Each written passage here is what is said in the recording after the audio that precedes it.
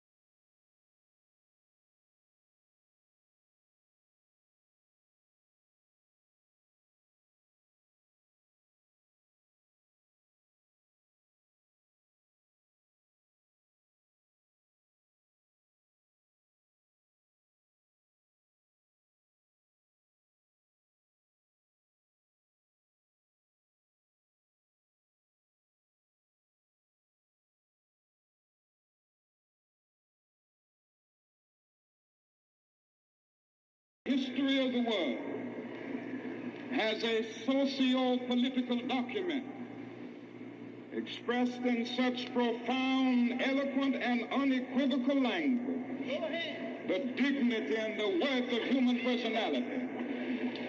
For the American dream reminds us that every man is the heir of a legacy of dignity.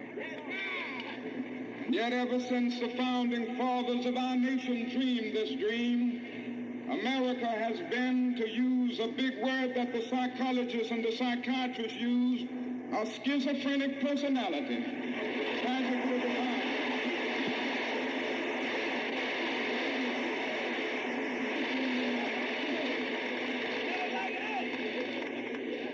On the one hand, she has proudly professed the noble principles of democracy, and on the other hand, she has proudly practiced, or she has sadly practiced, the very opposite of those principles.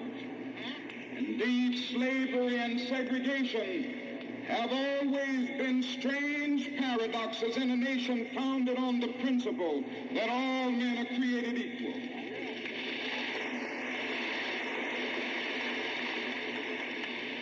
And so often, America has trampled over the dream. So often America has scarred this noble dream. We look and see certain states saying they will never comply with the law of the land. In doing this, America is scarring the dream.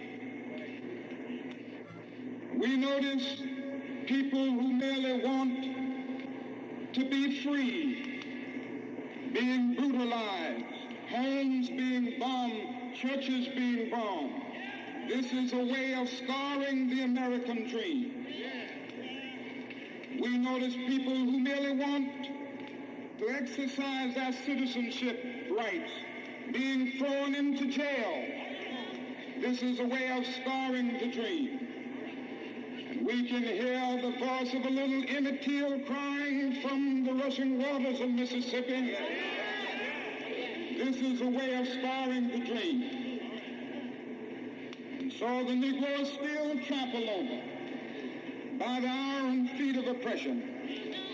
And so often he has been pushed out of the glittering sunlight of last July and left standing in the piercing chill of an alpine November. This is scarring the American dream.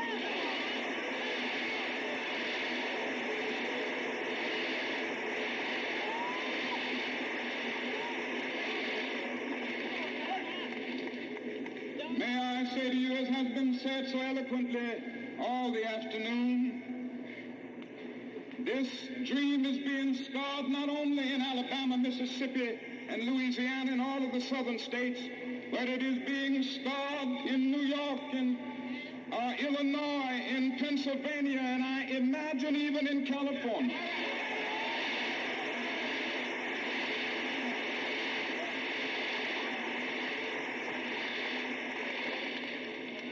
The fact is that the Negro all over America is still the last hired and the first fired, and he still can't live where he wants to live and where his money can get him to live.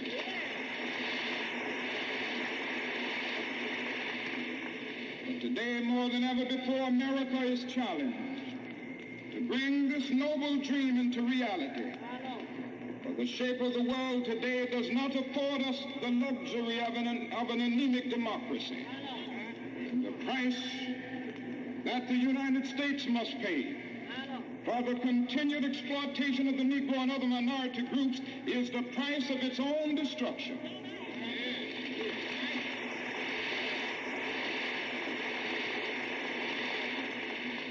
People are looking over to the United States today and they're wondering what we're doing about this problem.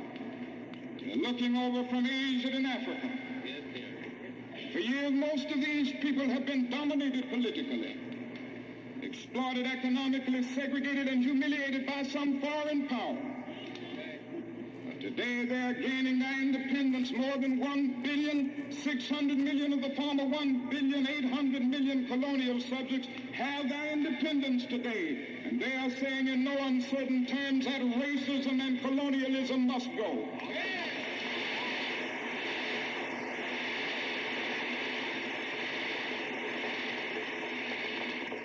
The hour is late. The clock of destiny is ticking out. We must act now before it is too late.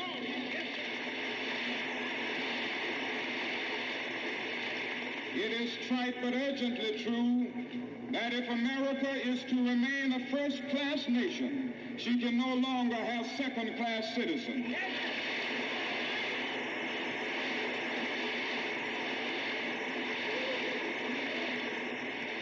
I must hasten to say that we must not solve this problem merely to meet the communist challenge. We must not seek to solve this problem merely to appeal to Asian and African peoples. This problem must be solved in the United States because segregation and discrimination are morally wrong.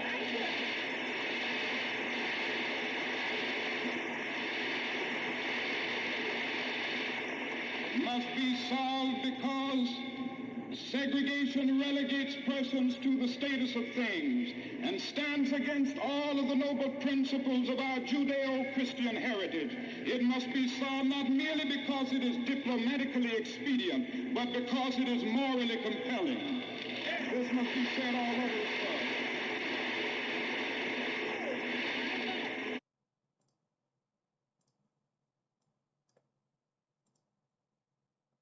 world. This is a protest and a struggle against racism and injustice, and this is what we are working to eliminate in our organization and in our total struggle. I would also like to commend the outstanding athletes who have the courage and the kind of determination to make it clear that they will not participate in the 1968 Olympics in Mexico City unless something is done about these terrible problems, these terrible evils and injustices. Freedom always demands sacrifice. All the civil rights leaders, for various reasons, refuse or can't take a stand or have to go along with the administration. That's their business. But I must say tonight that I know that justice is indivisible. Injustice anywhere is a threat to justice everywhere. We will be able to emerge from the bleak and desolate midnight of man's inhumanity to man to the bright and glittering daybreak of freedom and justice. They go talking about these little levels of progress that we see here and there, and they say, you know, you've made great progress. Aren't you?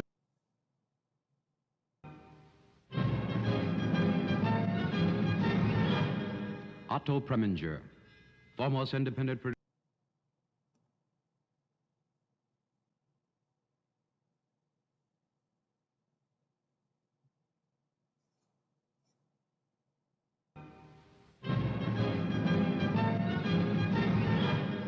Otto Preminger, foremost independent producer of motion pictures, has said, and we quote, "I have great admiration for Dr. King.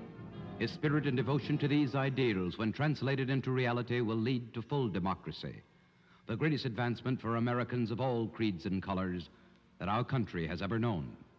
Dr. King now responds to this observation with three little words. Three little words, that's all we live for. Three little words of big and great significance. Dr. Martin Luther King speaks of these three words: all, here, and now.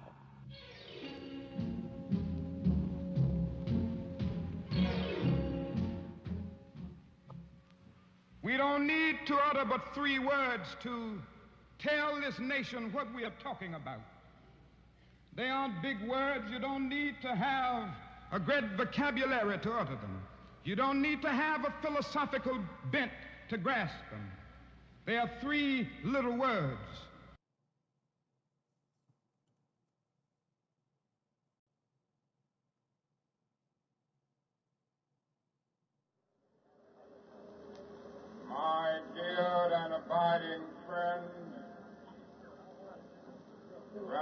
Abernathy,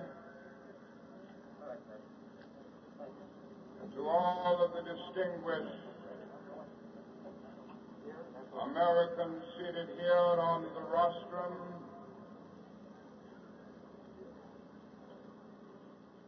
my friends and co-workers of the state of Alabama, and to all of the freedom-loving people who have assembled here this afternoon from all over our nation and from all over the world. Last Sunday, more than 8,000 of us started on a mighty walk from Selma, Alabama. We have walked through desolate valleys and across trying hills. We have walked on meandering highways and rested our bodies on rocky byways. Some of our faces are burned from the outpourings of the sweltering sun. Some have literally slept in the mud. We have been drenched by the rain. Our bodies are tired. Our feet are somewhat sore. But today, as I stand before you and think back over that great march, I can say, as Sister Pollard said, a 70-year-old Negro woman who lived in this community during the bus boycott, and one day she was asked while walking if she didn't want to ride, and when she answered no, the person said, "Well, aren't you tired?" With her ungrammatical profundity, she said, "My feet is tired, but my soul is resting." That's right. And in a real sense this afternoon, we can say that our feet are tired, but our souls are resting. They told us we wouldn't get here. There were those who said that we would get here only over their dead bodies. All the world today knows that we are here and we are standing before the forces of power in the state of Alabama saying we ain't going to let nobody turn us around. That's right.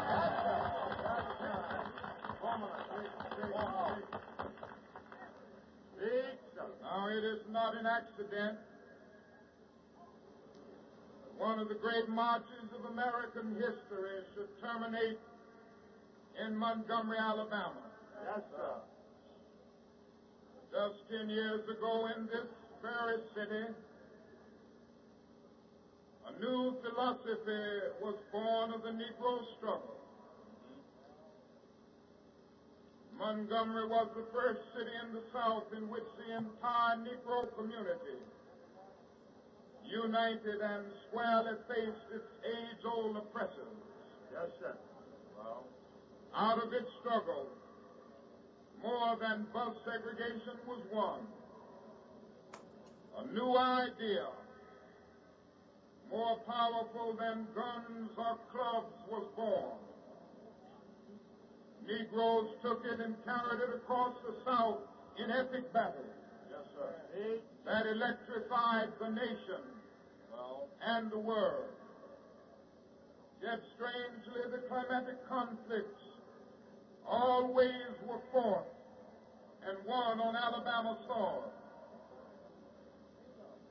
After Montgomery's heroic confrontations loomed up in Mississippi, Arkansas, Georgia, and elsewhere. But not until the colossus of segregation was challenged in Birmingham did the conscience of America begin to bleed. Quite white America was profoundly aroused by Birmingham because it witnessed a whole community of Negroes facing terror and brutality with majestic scorn and heroic courage. From the wells of its democratic spirit, the nation finally forced Congress to write legislation in the hope that it would eradicate the stain of Birmingham. The Civil Rights Act of 1964 gave Negroes some part of their rightful dignity. But without the vote, it was dignity without strength. Once more, the method of nonviolent resistance was unsheathed from its scabbard, and once again an entire community was mobilized to confront the adversary. And again, the brutality of a dying order shrieked across the land. Yet Selma, Alabama became a shining moment in the conscience of man. If the worst in American life lurked in its dark streets, the best of American instincts arose passionately from across the nation to overcome it. There never was a moment in American history more honorable and more inspiring than the pilgrimage of clergymen and laymen of every race and faith pouring into Selma to face danger at the side of its embattled Negroes. The confrontation of good and evil compressed in the tiny community of Selma generated the massive power to turn the whole nation to a new course. A president born in the South had the sensitivity to feel the will of the country. And in an address that will live in history as one of the most passionate pleas for human rights ever made by the president of our nation, he pledged the might of the federal government to cast off the centuries-old blight. President Johnson rightly praised the courage of the Negro for awakening the conscience of the nation. On our part, we must pay our profound respect to the white Americans who cherish their democratic traditions over the ugly customs and privileges of generations, and come forth boldly to join hands with us. From Montgomery to Birmingham, from Birmingham to Selma, from Selma back to Montgomery. The trail wound in a circle long and often bloody, yet it has become a highway up from darkness. Alabama has tried to nurture and defend evil, but evil is choking to death in the dusty roads and streets of this state. So I stand before you this afternoon with the conviction that segregation is on its deathbed in Alabama, and the only thing uncertain about it is how costly the segregation is, and Wallace will make the funeral.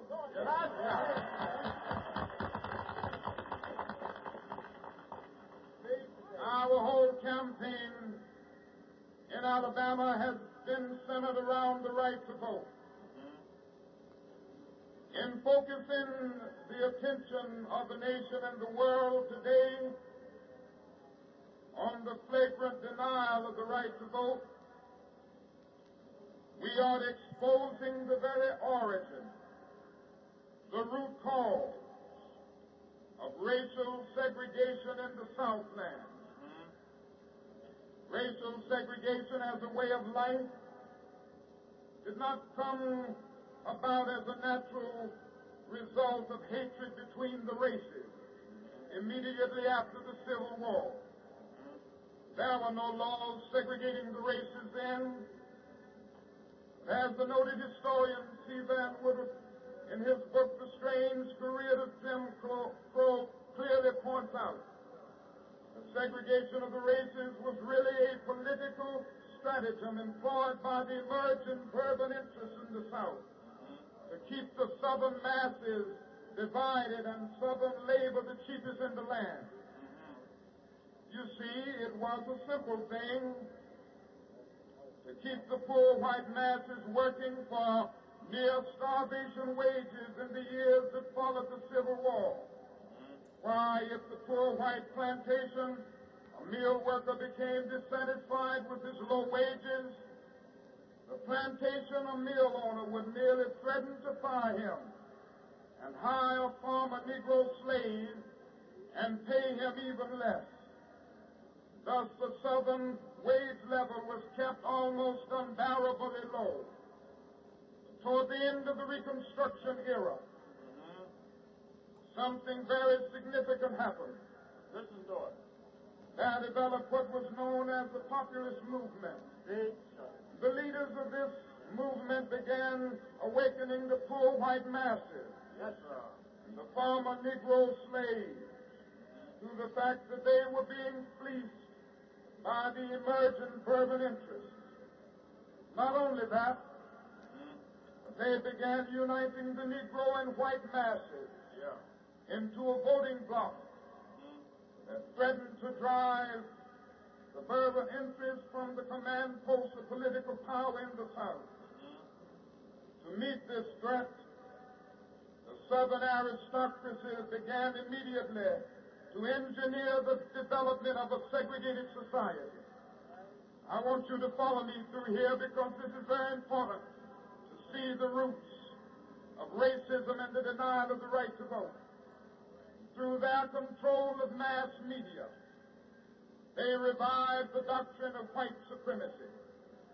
They saturated the thinking of the poor white masses with it, thus clouding their minds to the real issue involved in the populist movement. They then directed the placement on the books of the South of laws that made it a crime for Negroes and whites to come together as equals at any level. And that did it. That crippled and eventually destroyed the populist movement of the 19th century. It may be said of the slavery era that the white man took the world and gave the Negro Jesus, then it may be said of the Reconstruction era that the Southern aristocracy took the world and gave the poor white man Jim Crow.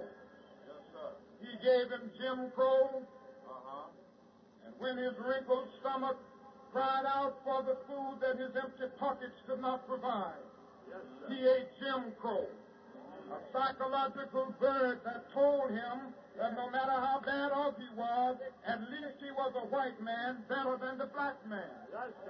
And he ate Jim Crow.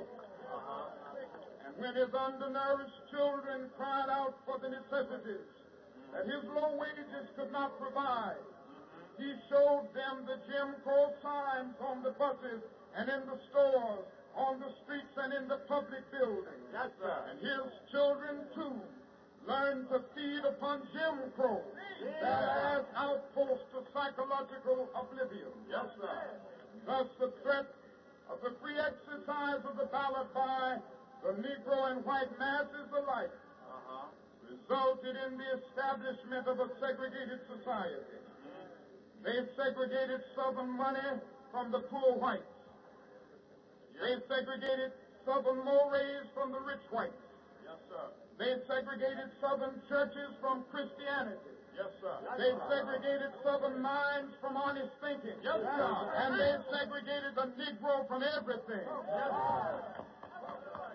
That's what happened when the Negro and white masses of the South threatened to unite and build a great society.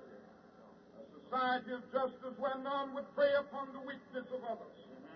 A society of plenty where greed and poverty would be done away. A society of brotherhood where every man would respect the dignity and worth of human personality. We've come a long way since that travesty of justice was perpetrated upon the American mind. James Weldon Johnson put it eloquently. He said, "We have come over the way that with tears has been watered. Yes, sir. We have come treading our path through the blood of the slaughtered. Yes, sir. Out of the gloomy past. Yes, sir. Till now we stand at last where the white gleam of our bright star is cast. Yes, sir. Today I want to tell the city of Selma. Tell them, Doctor. Today I want to say to the state of Alabama. Yes, sir. Today I want to say to the people of America and the nations of the world that we are not about to turn around. Yes, sir. We are on the move now. Yes, sir. Yes, we are on the move, and no wave of racism can stop us. Yes, sir. We are on the move now. Yes, sir. The burning of our churches will not deter us. Yes, sir. The bombing of our homes will not dissuade us. You hear it? We are on the move now. Yes, sir. The feeding and killing of our clergymen and young people will not divert us. We are on the move now. Yes, sir. The wanton release of their known murderers will not discourage us. We are on the move now. Yes, sir. Like an idea whose time has come. Yes, sir. Not even the marching of mighty armies can halt us. Yes, sir. We are moving to the land of freedom. Yes, sir. Let us therefore continue our triumphant march to the realization of the American dream. Yes, sir. Let us march on segregated housing. Yes, sir. Until every ghetto of social and economic depression Yes, sir. is dissolved and Negroes and whites live side by side in decent, safe, and sanitary housing. Yes, sir. Let us march on segregated schools. Let us march. Until every vestige of segregated and inferior education becomes a thing of the past, and Negroes and whites study side by side in the socially healing context of the classroom. Let us march on poverty. Let us march. Until no American parent has to skip a meal so that their children may eat. Yes, sir. March on poverty. Let us march. Until no starved man walks the streets of our cities and towns Yes, sir. in search of jobs that do not exist. Yes, sir. Let us march on poverty. Let us march. Until wrinkled stomachs in Mississippi are filled, Yes, and sir. the idle industries of Appalachia are realized and revitalized, and broken lives in sweltering ghettos are mended and remolded. Let us march on ballot boxes. Yes, march. March on ballot boxes until race baiters disappear from the political arena. Let us march on ballot boxes until the stadium misdeeds of bloodthirsty mobs Yes, sir. will be transformed into the calculated good deeds of orderly citizens. Speak, Doctor. Let us march on ballot Let us boxes march. until the Wallaces of our nation tremble away in silence. Let us march on ballot boxes until we send to our city council, Yes, sir. state legislatures, Yes, and the sir. United States Congress, Yes, sir. men who will not fear to do justly, love mercy, and walk humbly with thy God. Let us march on ballot boxes until brotherhood becomes more than a meaningless word in an opening prayer, but the order of the day on every legislative agenda. Let us march on ballot boxes until all over Alabama, God's children will be able to walk the earth in decency and honor. There is nothing wrong with marching in this sense.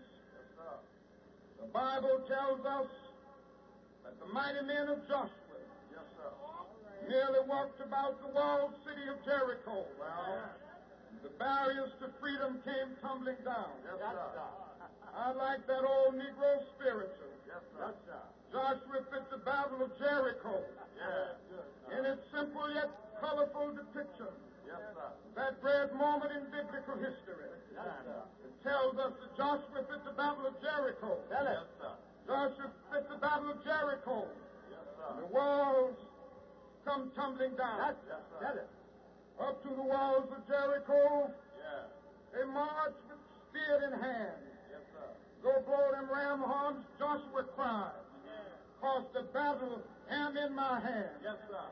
These words I have given you just as they were given us by the unknown, long-dead, dark-skinned originator. Yes, sir. Some now long gone black barb, bequeathed to posterity.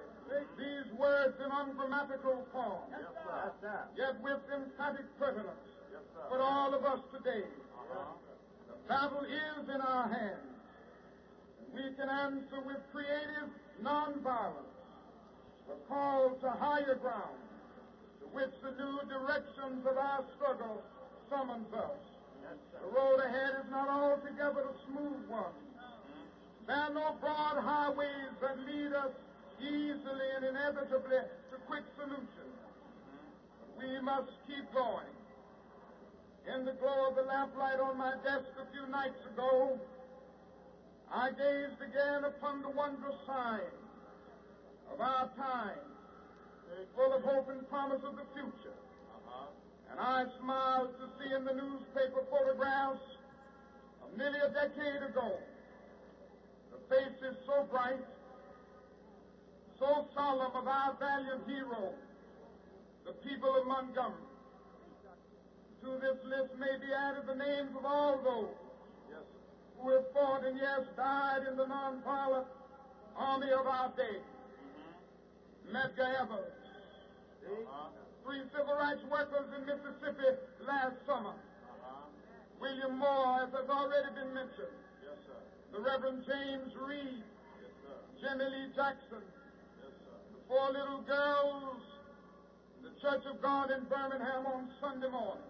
Yes, sir. Yes, sir. In spite of this, we must go on and be sure that they did not die in vain. Yes, sir. The pattern of their feet, as they walked through Jim Crow barriers, and the great stride toward freedom, is the thunder of the marching men of Joshua, and the world rocks beneath their tread. Yes, yes, sir. My people, listen. Yes, sir. The battle is in our hands. Yes, sir. The battle is in our hands in Mississippi and Alabama and all over the United States. Yes, sir. I know that is a cry today in Alabama. We see it in numerous editorials. When will Martin Luther King, SCLC, SNCC, and all of these civil rights agitators and all of the white clergymen and labor leaders and students and others get out of our community and let Alabama return to normalcy? I have a message that I would like to leave with Alabama this evening.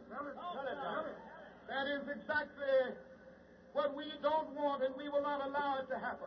Yes, sir. For we know that it was normalcy in Marion that led to the brutal murder of Jimmy Lee Jackson.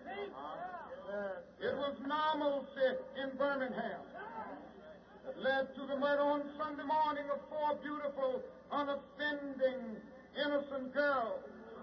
It was normalcy on Highway 80 Yes, sir. that led state troopers to use tear gas and horses and billy clubs against unarmed human beings who were simply marching for justice.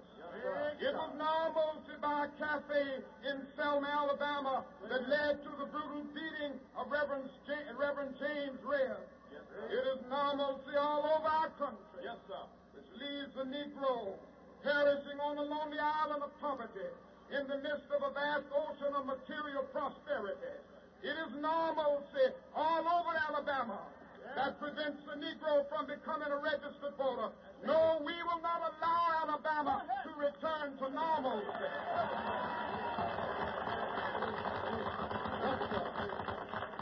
The only normalcy that we will settle for is the normalcy that recognizes the dignity and worth of all of God's children. The only normalcy that we will settle for is the normalcy that allows judgment to run down like waters and righteousness like a mighty stream. The only normalcy that we will settle for is the normalcy of brotherhood, the normalcy of true peace, the normalcy of justice. And so as we go away this afternoon, let us go away more than ever before, committed to this struggle and committed to nonviolence, I must admit to you that there are still some difficult days ahead. We are still in for the season of suffering. In many of the Black Belt counties of Alabama, many areas of Mississippi, many areas of Louisiana, I must admit to you that there are still jail cells waiting for us, dark and difficult moments. We will go on with the faith that nonviolence and its power can transform dark yesterdays into bright tomorrows. We will be able to change all of these conditions. So I plead with you this afternoon as we go ahead to remain committed to nonviolence. Our aim must never be to defeat or humiliate the white man, but to win his friendship and understanding. We must come to see that the end we seek is a society at peace with itself, a society that can live with its conscience. That will be a day not of the white man, not of the black man. That will be the day of man as man. I know you're asking today, how long will it take? Somebody's asking, how long will prejudice blind the visions of men, darken their understanding, and drive bright-eyed wisdom from her sacred throne?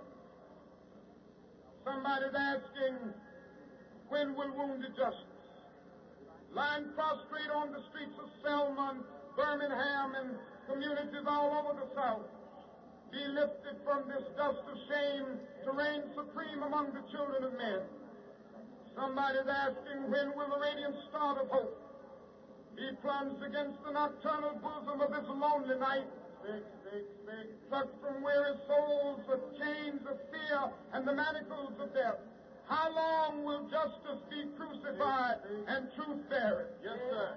I come to say to you this afternoon, however difficult the moment, yes, sir, however frustrating the hour, it will not be long, because truth crushed earth will rise again. Yes, sir.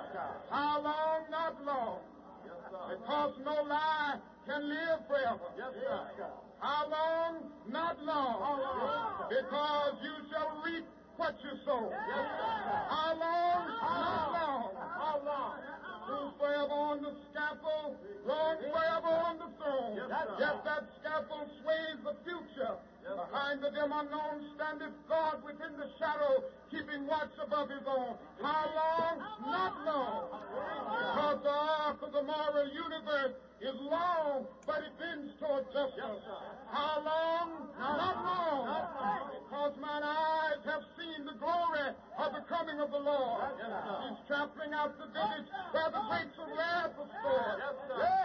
He's loosed the fateful lightning of his terrible swift sword. His truth is marching on. He has sounded forth the trumpet that shall never call retreat. He is lifting out the hearts of men before his judgment seat. Oh, be swift, my soul, to answer him. Be jubilant, my feet. Our God is marching on. Glory, hallelujah. Glory, hallelujah. Glory, hallelujah. Glory, hallelujah. His truth is marching on.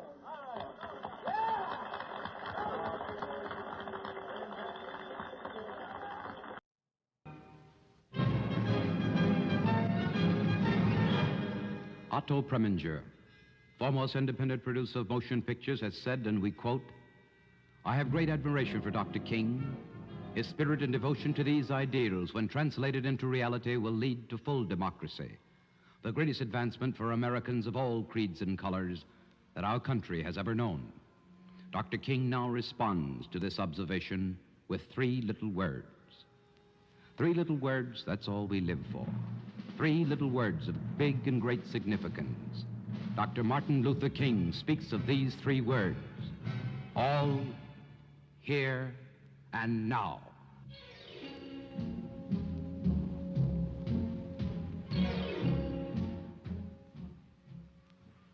don't need to utter but 3 words to tell this nation what we are talking about.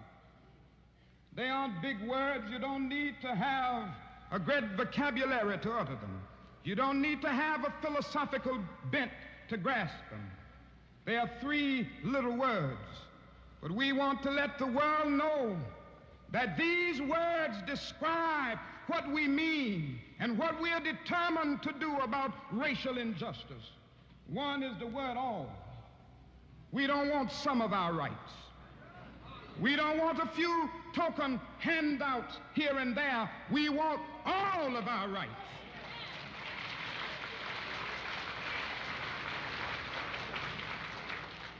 The other word is here.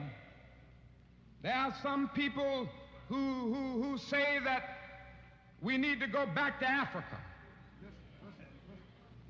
And then there are some others who tell Negroes in the South to leave the South.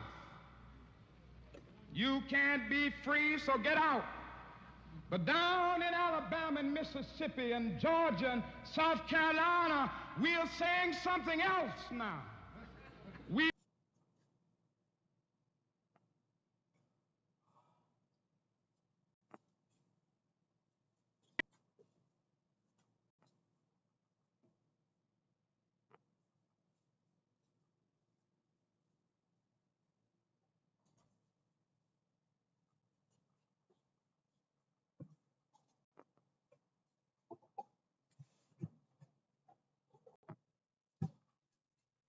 America is essentially a dream. It is a dream of a land where men of all races, of all nationalities, and of all creeds can live together as brothers. The substance of the dream is expressed in these profound words. We hold these truths to be self-evident, that all men are created equal, that they are endowed by their Creator with certain inalienable rights, that among these are life, liberty, and the pursuit of happiness.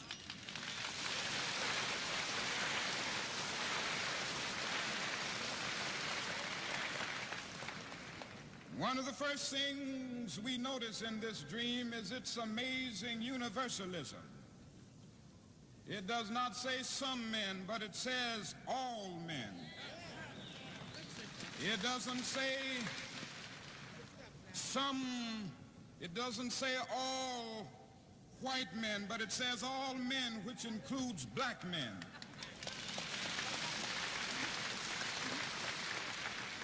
It doesn't say all Gentiles, but it says all men, which includes Jews.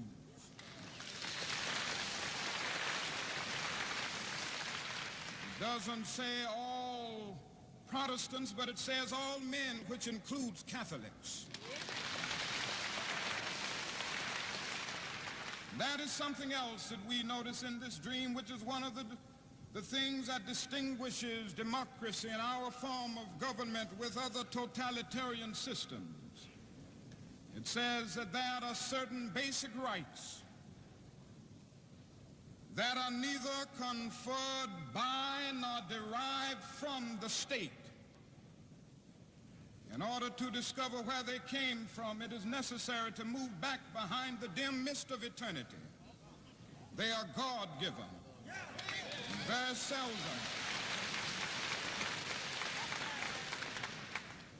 Very seldom, if ever in the history of the world, has a socio-political document expressed in such profound, eloquent, and unequivocal language the dignity and the worth of human personality. For the American dream reminds us that every man is the heir of a legacy of dignity. And yet ever since the founding fathers of our nation dreamed this dream, America has been, to use a big word that the psychologists and the psychiatrists use, a schizophrenic personality, tragically defined.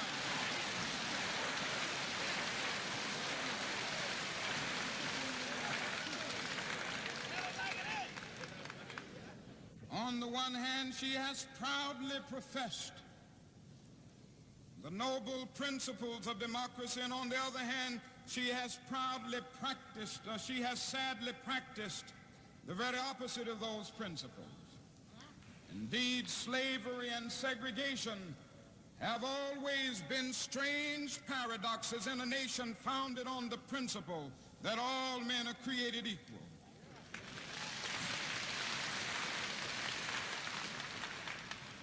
And so often, America has trampled over the dream.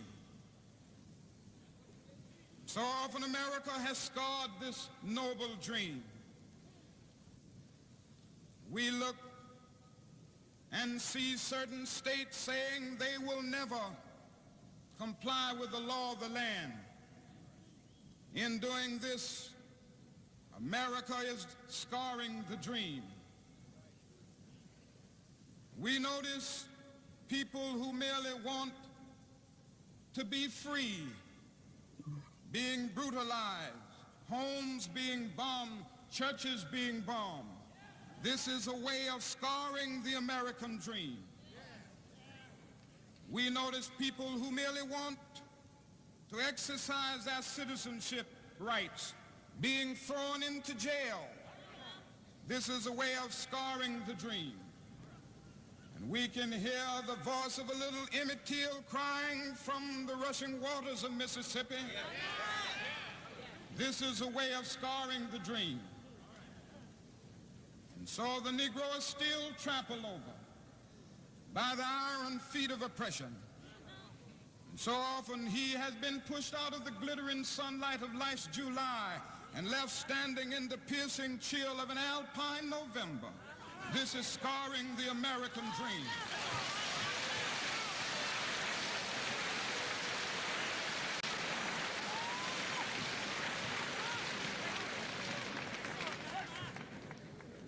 May I say to you, as has been said so eloquently all the afternoon, this dream is being scarred not only in Alabama, Mississippi, and Louisiana and all of the southern states, but it is being scarred in New York, in Illinois, in Pennsylvania, and I imagine even in California.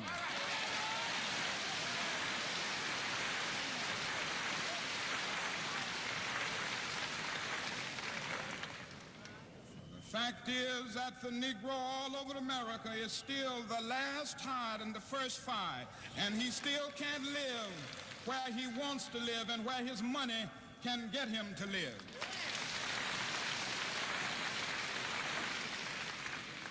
But today, more than ever before, America is challenged to bring this noble dream into reality. For the shape of the world today does not afford us the luxury of an anemic democracy. And the price that the United States must pay for the continued exploitation of the Negro and other minority groups is the price of its own destruction.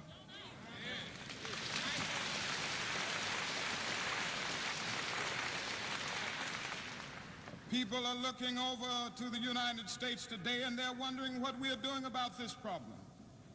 They're looking over from Asia and Africa. For years, most of these people have been dominated politically, exploited economically, segregated, and humiliated by some foreign power. But today they are gaining their independence. More than 1,600,000,000 of the former 1,800,000,000 colonial subjects have their independence today. And they are saying in no uncertain terms that racism and colonialism must go.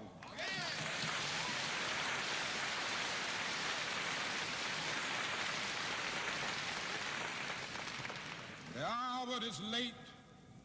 The clock of destiny is ticking out.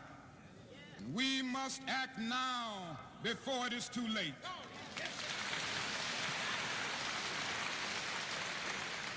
It is trite but urgently true that if America is to remain a first-class nation, she can no longer have second-class citizens.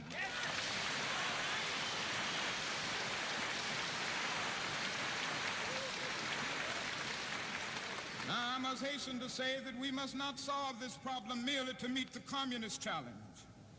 We must not seek to solve this problem merely to appeal to Asian and African peoples. This problem must be solved in the United States because segregation and discrimination are morally wrong.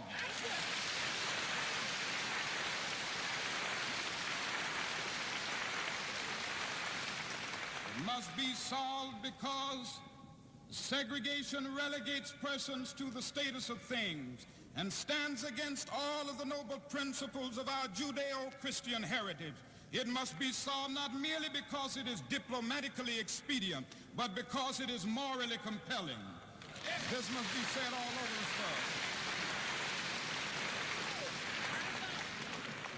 world. And I would say that there are some things that we must continue to do in order to make the American dream a reality and save our nation in this hour. And I would like to mention them as briefly as possible and elaborate on them briefly. First, in order to make the American dream a reality, we must seek to make the world dream a reality, and therefore we must begin with a world perspective. For you see, the world in which we live is geographically one, and now we are challenged to make it spiritually one.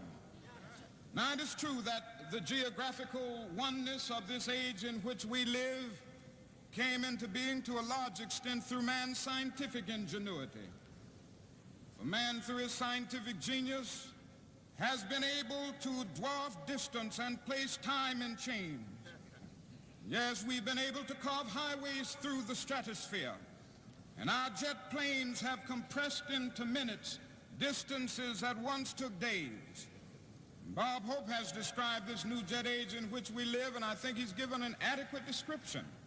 He said it is an age in which it is possible to take a non-stop flight from Los Angeles to New York, and if on taking off in Los Angeles you develop hiccups, you will hic in Los Angeles and cup in New York City.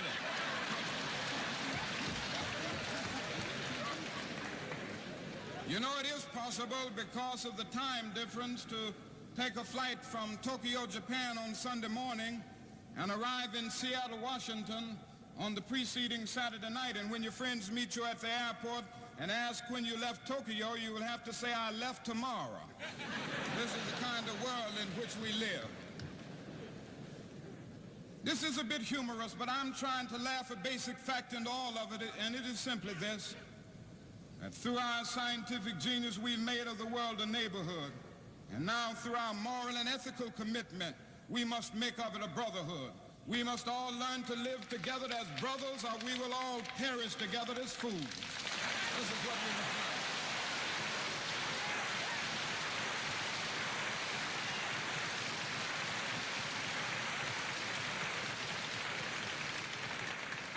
do. And it simply means that every nation must be concerned about every other nation. Every individual must be concerned about every other individual. Some months ago, Mrs. King and I journeyed over to that great country known as India. I never will forget the experience of talking with and meeting with the great leaders of India, and meeting people in the cities and the villages all over that country. A noble and marvelous experience. And I say to you this afternoon, there were those depressing moments. For how can one avoid being depressed when he sees with his own eyes millions of people going to bed hungry at night? How can one avoid being depressed when he sees with his own eyes millions of people sleeping on the sidewalks at night? In Calcutta, more than 1 million people sleep on the sidewalks every night. They have no beds to sleep in. They have no houses to go in. How can one avoid being depressed when he discovers that out of India's population of 400 million people, more than 365 million make an annual income of less than $60 a year, and most of these people have never seen a doctor or dentist. As I noticed these conditions, something within me cried out, And we in America stand idly by and not be concerned. And an answer came, oh no, the destiny of India and the destiny of every other nation is tied up with the destiny of the United States, and the destiny of the United States is tied up with the destiny of India. And I started thinking about the fact that right here in America we spend more than $1 million a day to store surplus food, and I found myself saying, I know where we can store that food free of charge, in the wrinkled stomachs of the hundreds and millions of people who go to bed hungry at night.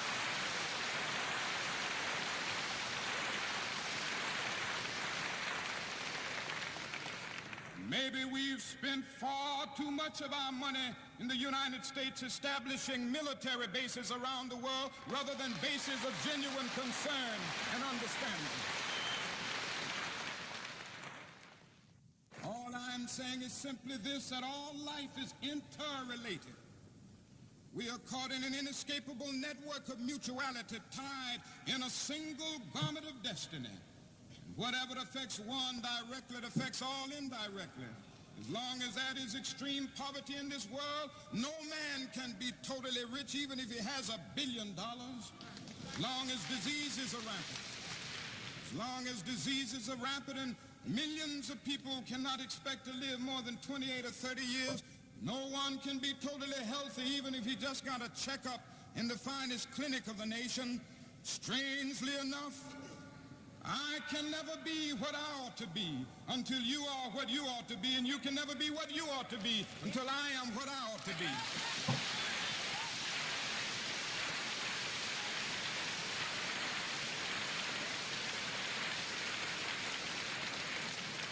This is the way the world is made. This is the interrelated structure of reality. John Donne caught it years ago and could place it in graphic terms. No man is an island entire of itself. Every man is a piece of the continent, a part of the main. Then he goes on toward the end to say, any man's death diminishes me because I am involved in mankind. Therefore never sin to know for whom the bell tolls. It tolls for thee. This is the meaning of having a world perspective if we are to realize the American dream. The other point is that we must get rid of the notion once and for all that there are superior and inferior races.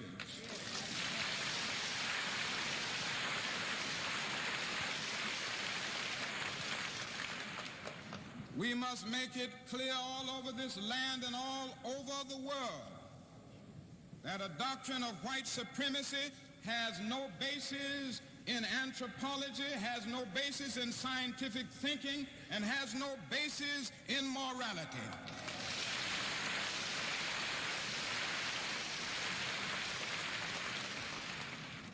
Now, you know, people used to argue, this thing still gets around, people used to argue that the Negro was inferior by nature, and they went back in the Bible and they would get up certain passages in the Bible. It's a strange thing how people will use religion often to justify their prejudices.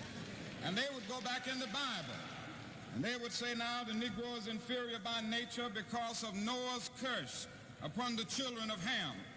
And you know, there was a great philosopher back in Greek philosophy by the name of Aristotle who did a great deal to set up formal logic, and he would have what was known as a major premise, a minor premise, and a conclusion. And so one brother during the days of slavery wanted to justify slavery, and he had set his argument up on the framework of Aristotle's thinking. He could say, now, all men are made in the image of God. And then came his minor premise, God, as everybody knows, is not a Negro, therefore the Negro is not a man. This is the kind of reasoning that prevailed. But today, we don't hear these arguments too much. They argue now on more cultural and subtle sociological grounds. The Negro is not culturally ready for integration. And if you integrate schools and if you integrate too much, the Negro will pull the white race back a generation.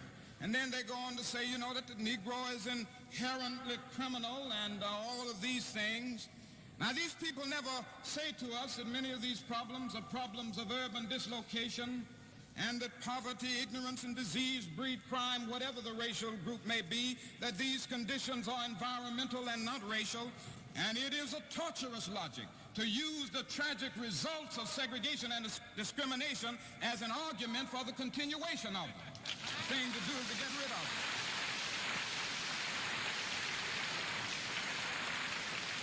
And so over this nation, we must get rid of the notion once and for all if we want to realize the dream that there are superior and inferior races.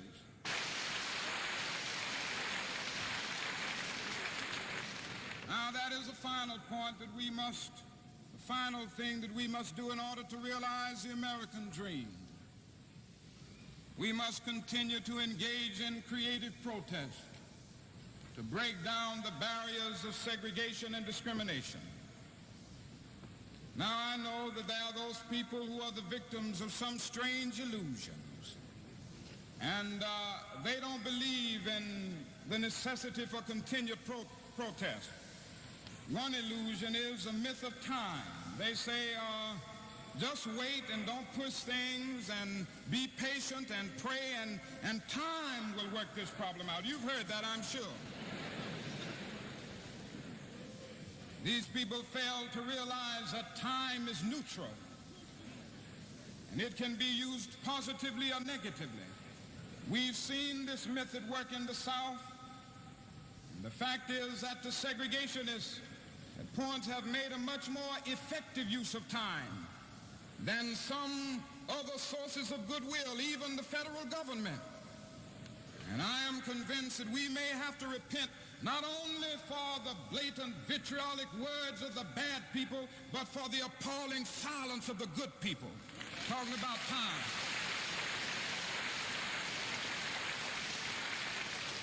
We must get rid of the notion that human progress rolls in on the wheels of inevitability. We must come to see that human progress is never inevitable. It comes through the tireless efforts and the persistent work of dedicated individuals, and without this hard work, time itself becomes an ally of the primitive forces of social stagnation. We must make it clear that the time to do right is now, and that the time is always right to do right.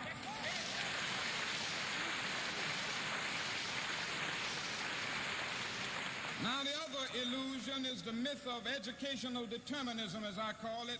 You've heard these people say, now you've got to change the hearts of men. That's the only way you can solve it, and I guess that's true. Solve it ultimately, and they'll say it takes education to solve this problem. It's an educational process, and therefore it can't be done through legislation. It can't be done through judicial decrees. It can't be done through executive orders by the President of the United States. It must be done through education. Now, I think it's right that education must work in this whole area, but it is both education and legislation, not either legislation or education.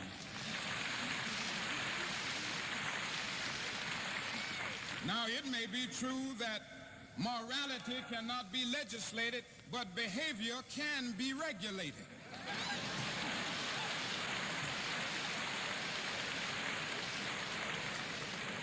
I guess it is true that the law can't make a man love me. Religion and education must do that. But the law can keep him from lynching me, and I think that's pretty important too.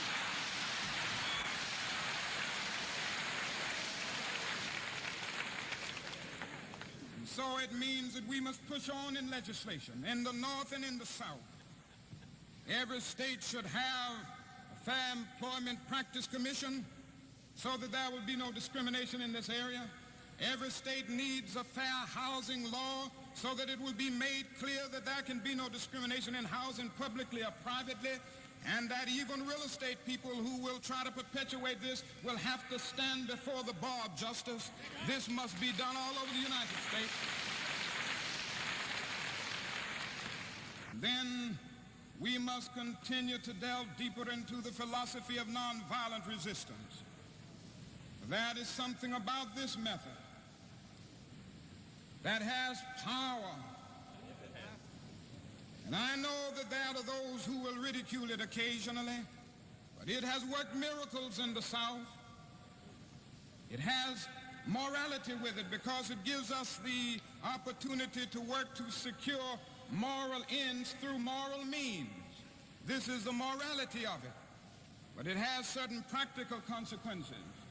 It exposes the moral defenses of the opponent, somehow weakens his morale, and all at the same time it is working on his conscience.